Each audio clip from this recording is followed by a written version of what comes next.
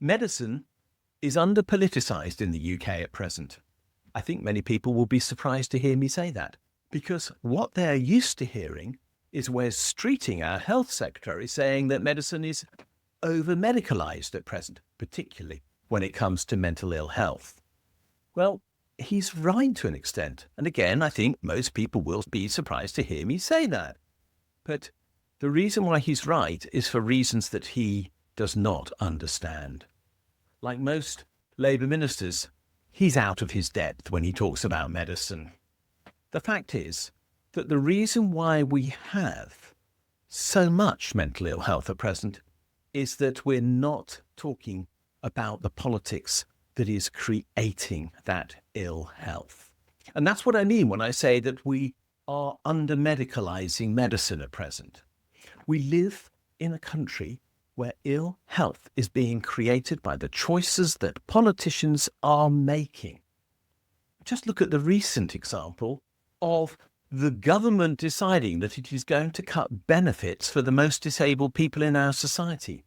Is that going to reduce depression? Is that going to reduce anxiety? Is that going to put people into a position of work because suddenly they're liberated, as the ministers claim, to go out there and do a job that they never realised they could do before? No, of course it isn't going to do any of those things. It is going to increase stress. It is going to increase anxiety. It is actually going to increase disability, and it's going to remove the right of many people to get to work because they will not have the funding that they need to do so. Everything is almost the opposite of what Wes Streeting says when it comes to health. And this is true more generally. We have a massive medical problem with obesity in the UK. I'm old enough to remember when people were smaller than they are now. Let's be quite blunt about this. Average waist sizes in the UK have increased by 3 or 4 inches over the last 40 or so years. My memory that people were slimmer when I was younger is not false. It's absolutely true. We are simply bigger now. And there is no genetic explanation for this. There is an argument in medicine, of course, about nature versus nurture. The neoliberals want us to think that it's all about nature. They say every problem that we have with regard to medicine simply requires us to examine the genome in ever greater depth until we find the answer to the problem that they're looking for, which will be another drug. And look, we can see that with regard to obesity. Ozempic and Wegovy, they are the answers apparently to the problem of obesity. But actually, they aren't. They suppress the desire to eat. They actually also suppress the desire to live. They suppress the desire for sex. They suppress the desire to go to work. They are creating mental ill health in their own rights because that's what they do. They suppress. So therefore, they are not an answer to anything in the long term, except they do make a lot of profit. For the medical industry, it's already thought that 1 in 10 people in the UK might be on one of these drugs, many of them privately prescribed. And this is not an answer to our medical problem. Our medical problem is caused by the failure of our government to ensure that we have safe food to eat. We are fed with ultra-processed food, which is so packed with sugars that are so addictive that we so overconsume those foods that we end up overweight as a consequence. But not just overweight, because the same sugars that create the addiction also create pain in our bodies because we are too big as a consequence of eating them. They create problems with regard to our mental ill health because they give us short-term dopamine hits and then deep crashes. They create further problems. And yet our government is doing nothing to stop this because they will not stop the pursuit of profit. They won't deal with the problem of obesity because it is about profit making. In the first case, by selling ultra-processed foods, and in the second case, by selling drugs to tackle it, which in the end will create more problems all of their own. There's a fentanyl problem in the USA. We thankfully don't have anything like that in the UK. But my prediction is we will have an Ozempic and a Wegovy problem in due course, because they in turn are drugs prescribed In the first instance for good reason, but with long-term and deeply dangerous effects, I suspect. And I'm deeply worried about this, that there's another dimension as well. I am well aware of the problems of neurodivergence that about 30% of people in the UK suffer from.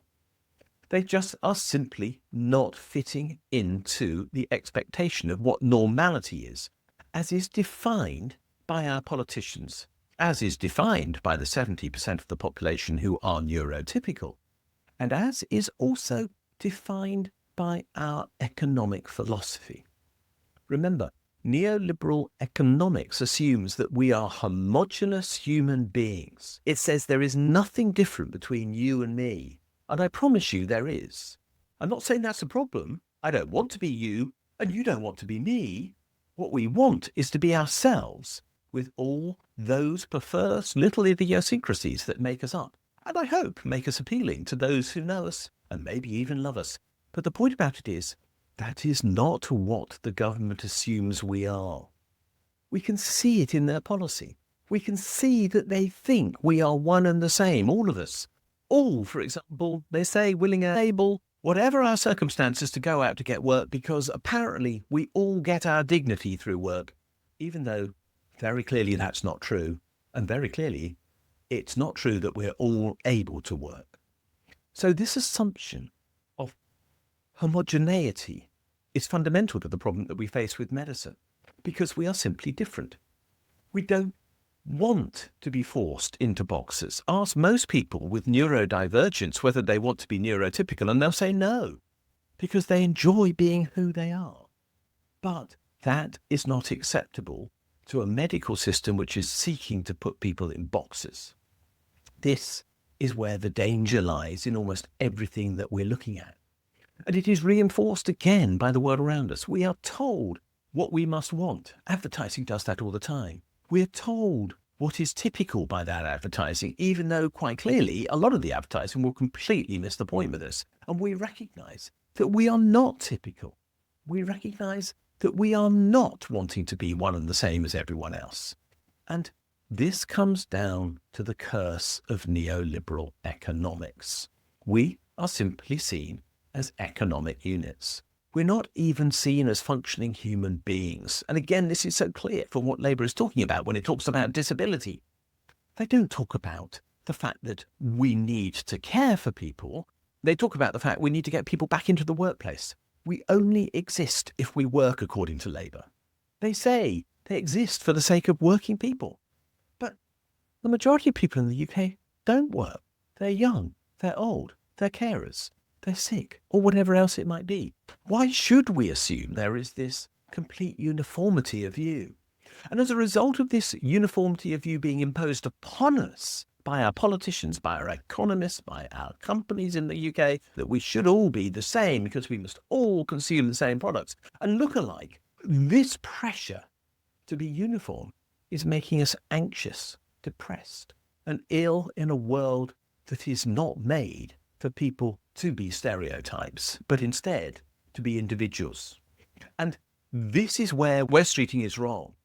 If he wants to take medicine forward, if he wants to actually demedicalize so many of these conditions, he has to change the political environment around them by recognizing that some people can't work in the same way as others, and some people don't want the same thing as other people might. We have differing skills, we have differing opportunities, we have different strengths, we have different weaknesses.